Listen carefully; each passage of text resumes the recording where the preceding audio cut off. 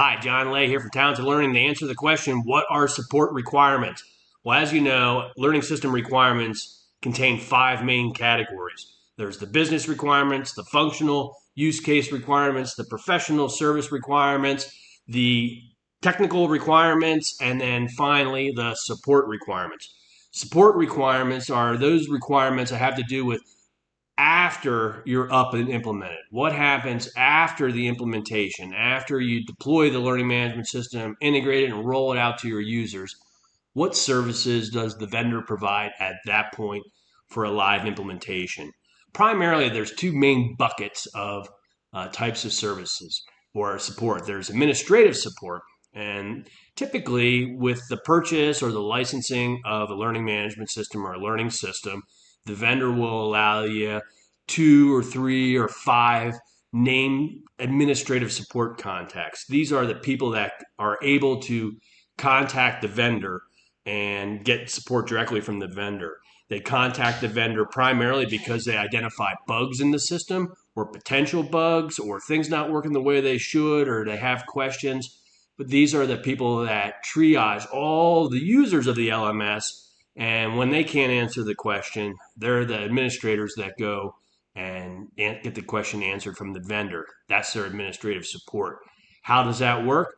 Well, you could call them up on the phone. You could send an email. Perhaps you can go online and submit a ticket. You could even use chat or any combination of the above.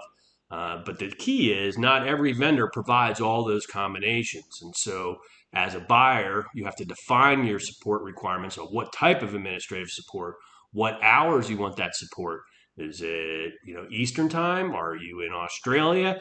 Do you have users around the clock on weekends also? So do you need Monday through Friday or 365 days a year? Do you need it in English? Do you need it in different languages? All of those are options that different vendors provide differently from an administrative. The second main category is the end learner support. Now, typically, organizations provide their own end learner support through their own IT help desk if they have one. So the IT help desk would help support a variety of different implementations or different software and solve the common issues. Now in modern times, there's not many issues from a learning standpoint. It's easy enough to use. Everything is browser based. And so it's usually has something to do with the content or logging in issues that IT internal help desk can handle or be taught to handle. But with that being said, some vendors provide full service learner support in the same way they provide administrative support. And they have chat bots and text and videos and how-to guides and the ability to submit a question or via email or live and get an answer.